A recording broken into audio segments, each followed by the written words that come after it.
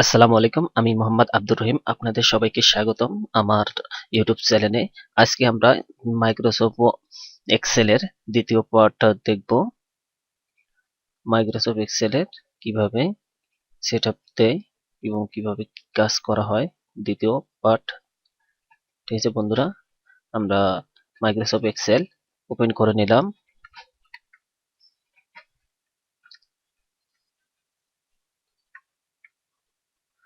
আমরা পেজটা বড় করে নিলাম দেখার সুবিধার জন্য। ওকে, প্রথমত আমরা প্রথম পার্টে শিখেছি মেনু বার থেকে new new page, open, save as, print এবং ক্লোজ, প্রিন্ট প্রিভিউ। ওকে, আজকে বাকি সেটআপ গুলো দেখে নেব। আমরা প্রথমত এখানে মেনু বারে হোম আছে, এই হোমে আমরা এখানে বিভিন্ন স্টাইলে দেখতে পারি। এখানে আমরা ফন্ট আছে, বিভিন্ন ধরনের ফন্ট আমরা চেঞ্জ করে নিতে পারি।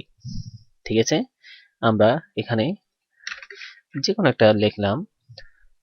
এখানে দেখেন, এখানে শো করলে ফন্ট চেঞ্জ হয়ে যায়।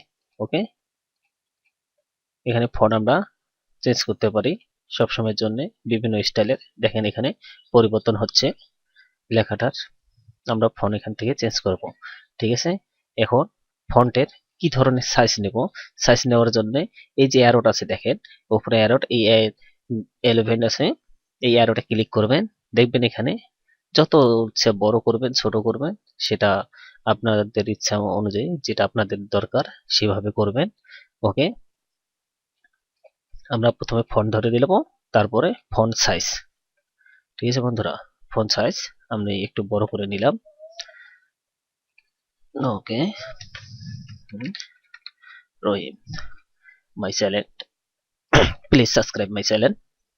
ওকে, তারপর আমরা এই লেখাটা আমরা যদি বোল্ড করতে চাই, মোটা অক্ষরে করতে চাই, তাহলে এখানে আমরা বোল্ড করতে পারি। ঠিক আছে, বোল্ড। তারপর বাঁকা লেখা করতে গেলে বাঁকা, দেখে এখানে লেখা পরিবর্তন হচ্ছে বাঁকা। যদি আন্ডারলাইন করি তাহলে আন্ডারলাইন। ওকে, আন্ডারলাইন দিলে আন্ডারলাইন।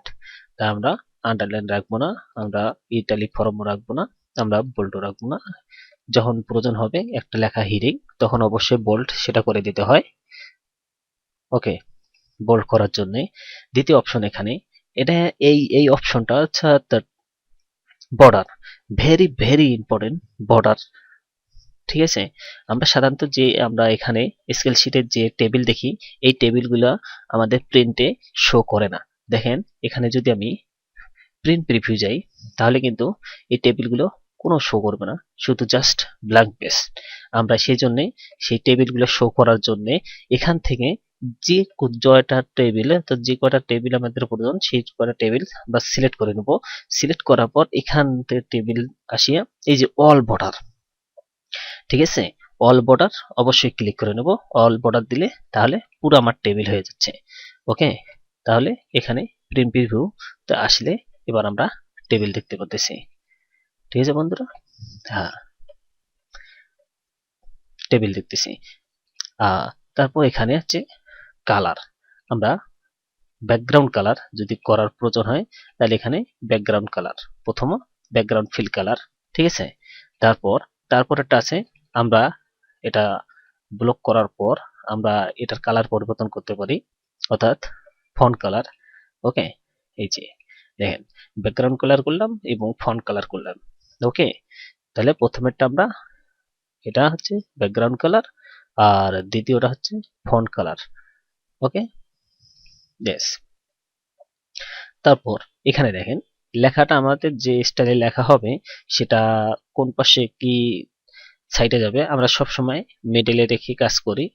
মূলত যে কোনো প্যারাগ্রাফ লিখতে গেলে আমরা ডান পাশে ধরে রাখি এবং উপরেরটা হবে সেন্টার আর নিচেরটা হবে অবশ্যই ডান পাশে। ঠিক আছে, ওকে, আমরা এখানে তারপর দেখি আরেকটা জিনিস এখানে অপশনাল লাগে, এই যে ওকে মার্গে, মার্গেটা আমাদের সাধারণত লাগে। দেখেন এখানে যদি আমি মার্গে করি তাহলে পুরো টেবিল উঠে যাবে। দেখেন এখানে টেবিলটা পুরো উঠে গেল। আবার যদি মার্গে উঠে দেই তাহলে টেবিলটা ব্ল্যাঙ্ক হয়ে যাবে। আমরা মার্কে করে দিলে দেখেন প্রিন্ট প্রিভিউ যাচ্ছি, প্রিন্ট প্রিভিউ করলে এই জিনিসটা টেবিলটা পুরো ফাঁকা হয়ে যাচ্ছে। ওকে, হ্যাঁ, তাহলে আমাদের একটা অর্থাৎ 4টা 5টা 2টা 3টা টেবিল এক জায়গায় করার জন্য এই মেনু বার মার্কে মেনুটা প্রয়োজন হয়। ঠিক আছে, আমরা অল্প সময়ের মধ্যে শর্টকাট যা করতে পারি। ঠিক আছে, এটা গেল। দ্বিতীয় নম্বর, আমরা এখানে বিভিন্ন ধরনের সিলেবল আছে, এখানে ন্যাচারাল ভাবে নিতে পারি। ঠিক আছে, অর্থাৎ বাইরে যা কাজ হচ্ছে আমরা ভেতরে থেকে আবার সেই কাজগুলো করতে পারি। দেখেন এখানে এখানে কিন্তু পুরা শর্টকাট আছে, তারপরও কিন্তু আবার ভেতরে এই অ্যারোটা আছে নিচে, এই অ্যারোটা ক্লিক করলে সবকিছুই উপরে ভাসমান হবে। ওকে, হ্যাঁ, ভাসমান হবে। সেরকম এখানেও অ্যারোটা আছে, এখানে যা যা আছে আবার আরো ভেতরে আরো বিস্তারিত ভাবে আছে। ওকে, 3 নম্বর এখানে জেনারেল, এটা তো অবশ্যই বুঝতেছেন, এটা যত প্র্যাকটিস করবেন তত হয়ে যাবে, কোনো সমস্যা নেই। মূলত এখানে এগুলো কাজ আসে না, আমরা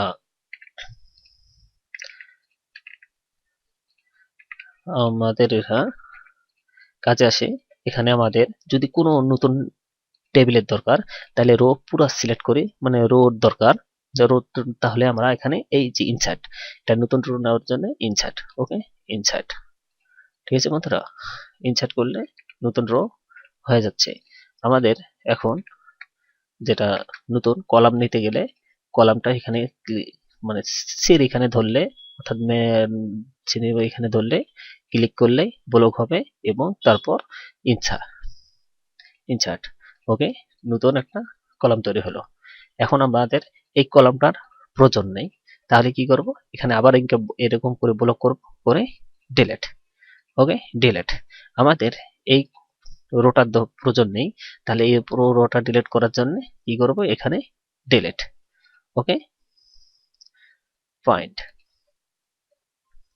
তারপর এখানে এখানে এই ফিল্টারিং, অর্থাৎ ফিল্টারিং আমাদের প্রয়োজন হয়, এটা অনেক যখন অনেক ডকুমেন্ট থাকবে, অর্থাৎ 100 200 500 ফিল্টারিং করে নেওয়ার জন্য আমরা এখানে সাধারণত ব্লক করি। অর্থাৎ জয়টা টেবিল নেবেন, যে যে প্রয়োজন আছে জয়টা টেবিল যত ঘর পর্যন্ত তত দূর পর্যন্ত ব্লক করবেন, আচ্ছা সিলেক্ট করবেন, করার পর এখানে ফিল্টার, এই যে ফিল্টারে ক্লিক করবেন, তাহলে এখানে দেখেন এই অ্যারোট চিহ্ন আসবে। ওকে, অ্যারোট চিহ্ন আসবে ফিল্টার করলে, অর্থাৎ ওখানে যে নাম্বার ওয়ান এসে আছে সবগুলো এখানে শো করবে। দেখেন এখানে এখানে নিচে 12 আছে, এই জন্য এখানে 12 সিলেক্ট করছে, ব্ল্যাঙ্ক সিলেক্ট অল, আর যেহেতু সংখ্যা নেই এই জন্য শুধু 12 একটাই উঠছে। ওকে, এটা আমাদের খুঁজে পাওয়া সহজ, এবং যেটা যেটা আমাদের প্রয়োজন নেই সেটা সেটা আমার এক্সেল শিট থেকে শো উঠে দেওয়া যাবে, আর যেটা যেটা আমাদের প্রয়োজন আছে সেটা সিলেক্ট করে ওকে চাপলে সেটাই শুধু আমাদের সামনে শো করবে। ওকে বন্ধুরা, এটা আমাদের সাধারণত প্রয়োজন হয়। আর এখানে বিভিন্ন টেবিল, এখানে টেবিল এমনি ন্যাচারাল ভাবে এখানে টেবিল প্রয়োজন হয় না, কারণ আমরা ন্যাচারাল ভাবে টেবিল এখানে নিতে পারি।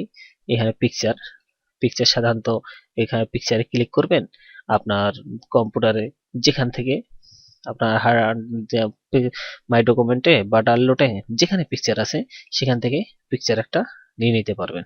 ওকে, এখানে পিকচার শো করবে, তারপর এই পিকচার আপনি ইচ্ছা মতো ছোট বড় আপ ডাউন সবই করতে পারবেন। আসলে এক্সেল শিটে পিকচারের প্রয়োজন হয় না, এখানে পিকচার নেওয়ার পরে বিভিন্ন স্টাইল বিভিন্ন কালার, এটা যত চলাবেন যত প্র্যাকটিস করবেন তত অনেক কিছুই বুঝতে পারবেন। ওকে, আমাদের পিকচারের প্রয়োজন হয় না সাধারণত। ওকে, ইনসার্টে আমাদের সাধারণত টেবিল, পিকচার এবং কতিপয় স্টাইল আছে। এখানে দেখেন লেখার স্টাইল, টেবিল, আমাদের এই স্টাইলটার প্রয়োজন হয়, বিভিন্ন ধরনের স্টাইল এটা প্রয়োজন হবে। তারপর লেআউট, পেজ লেআউটে একটা ইম্পর্টেন্ট জিনিস, সেটা হচ্ছে পেজ সেটআপ। অবশ্যই আমাদের কাজ করতে গেলে এই পেজ সেটআপটা অবশ্যই লাগবে, অবশ্যই। তাহলে আমরা পেজ সেটআপে যাই। পেজ সেটআপে আমরা সবসময় পেজ সেটআপ ন্যাচারালি থাকে। আর ল্যান্ডস্কেপ যদি দরকার হয়, অর্থাৎ খাটো যদি পেজ করার প্রয়োজন হয়, তাহলে ল্যান্ডস্কেপ করব। তা আমাদের সবসময়ের জন্য বেশিরভাগটা কাজ এটা হয় পার্ট ন্যাচারালি কাজ হয়। ঠিক আছে। মার্জিন মার্জিন এই পেজে কতটুকু মার্জিন থাকবে, অর্থাৎ কোন পাশে কতটুকু থাকবে, টপ টপে কত দেওয়া যাবে, হিডারে কত দেওয়া যাবে, লেফট রাইট কত করে থাকবে। ঠিক আছে। এটা আপনাদের ইচ্ছা মতো যতটুকু প্রয়োজন, সাধারণত 0.5 দেওয়াটাই বেটার। 0.5 দেওয়াটাই হচ্ছে বেটার অপশন। ওকে, অর্থাৎ হাফ ইঞ্চি করে যাবে। টপ বাই বটন সব 0.5 করে দিলেই যথেষ্ট, আর প্রয়োজন হয় না। ওকে, তারপর ওকে করবেন। এখানে ফুডার হিডার কতটুকু রাখবেন। ঠিক আছে। তারপর এখানে শেড, আসলে এটার আর প্রয়োজন আমাদের হয় না সাধারণত, এটা ফুডার আর হিডারের প্রয়োজন হয়। মার্জিনের দরকার আছে, মার্জিন কি মার্জিন নেবেন, কোন সাইডে কতটুকু সেটা দিবেন, এবং এখানে পেজ অবশ্যই সিলেক্ট করে দেবেন। এখানে দেখেন মেইন জিনিস আছে, এখানে লেটার সাইজ আছে, লেটার সাইজ, লিগাল সাইজ, এই যে লিগাল, লেটার, লিগাল এবং A4। লেটার, লিগাল, A4 এই তিনটে সবচেয়ে বেশি ব্যবহৃত হয় পেজ। আমরা সাধারণত A4 এ কাজ করি, 90% কাজ A4 এ হয়। তাহলে আমরা A4 সবসময় কাজ করার চেষ্টা করব। A4 এ দেব, আর প্রয়োজন হলে লিগাল এবং লেটার। তা আমরা A4 ধরে দিয়ে, তাহলে আমরা মার্জিন দিলাম এবং A4 পেজ ধরে দিলাম, তারপর ওকে। এটা কতটুকু পেজ আমাদের দেখা যাবে, সেটা একটা পেজ প্রিভিউ করলে আমরা এটা দেখতে পারবো। ওকে, এই যে পেজ প্রিভিউ করলাম, এবং আমাদের এখানে বর্ডার কতটুকু, এই যে এই জলজল করতেছে একটা মার্জিন, এই মার্জিনটা হচ্ছে আমাদের পেজ। দেখেন এখানে যদি পেজ প্রিভিউ করি, তাহলে এই পর্যন্ত দেখা যাচ্ছে। দেখেন 1 আর 2, অর্থাৎ এই পর্যন্ত আমাদের পেজটা আসবে। ওকে, হ্যাঁ, তাহলে এখান থেকে আমাদের এটা কাজ করতে হবে। ওকে, এটা তাহলে আমরা তৃতীয় মেনুতে আসি। পেজ লেআউটে আমরা এখানে পেজ সেটআপ দেখলাম, আরো অনেক কিছু আছে। এটা কাজের মধ্যে মধ্যে পরবর্তীতে চলে আসবে, যেটা যখন প্রয়োজন হবে বাকিটা আমরা আলোচনা করে নেব। তবে পেজ সেটআপটা খুব ইম্পর্টেন্ট একটা জিনিস, এটা অবশ্যই মাথায় রাখবেন। তবে এখানে শর্টকাটও আছে, এখানে যদি শর্টকাট করেন তাহলে এখানে শর্টকাটে দেখাবে। ওকে, এটা আপনারা দেখে নেবেন, A4 দেওয়া আছে, আপনারা এখানে লেটার, লিগাল এখান থেকেও নিতে পারবেন, এই যে শর্টকাটে অ্যারো চিহ্নে ক্লিক করে। ওকে, ঠিক আছে। তাহলে আমরা পরবর্তীতে যেসব আমাদের প্রয়োজন হয় সচরাচর আমরা সেগুলো নিয়ে আলোচনা করি। রিভিউ, হ্যাঁ, পেজ রিভিউ। এখানে আমরা জুম করতে পারি, আমরা 100%, 200% যতটুকু প্রয়োজন আমাদের কাজ করার জন্য, সুবিধার জন্য সেই জুম করে নিতে পারি। এখানে আমার 220 আছে, আমরা এখানে 200 করে নিতে পারি। ওকে, ওকে। তবে আমি কিবোর্ড দিয়ে এখানে কন্ট্রোল চাপ দিয়ে মাউস ঘোরাচ্ছি, আমাদের পেজ বড় হচ্ছে।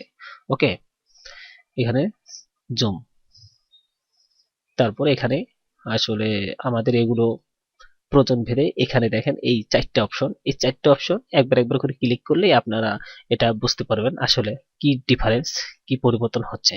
ওকে, হ্যাঁ, ঠিক আছে বন্ধুরা, এই 4টার কাজ। আর আপনার লাগতে পারে, এটা তেমন কিছু আর লাগে না সাধারণত, এটাই আমাদের বেসিক ধারণা যে মেনু বার, আমাদের এই কটা মেনু বার হলে অবশ্যই আপনারা ভালো কিছু করতে পারবেন। এবং পরবর্তীতে যখন বাস্তবে কাজ করতে যাব পরের টিউটোরিয়ালে অবশ্যই থাকবেন, এবং সেখানে পুরো বাস্তববাদী কাজ দেখানোর চেষ্টা করব। ঠিক আছে বন্ধুরা, ভালো থাকেন, সুস্থ থাকেন, এবং অবশ্যই আমার চ্যানেলটা সাবস্ক্রাইব করবেন। থ্যাংক ইউ, আল্লাহ হাফেজ।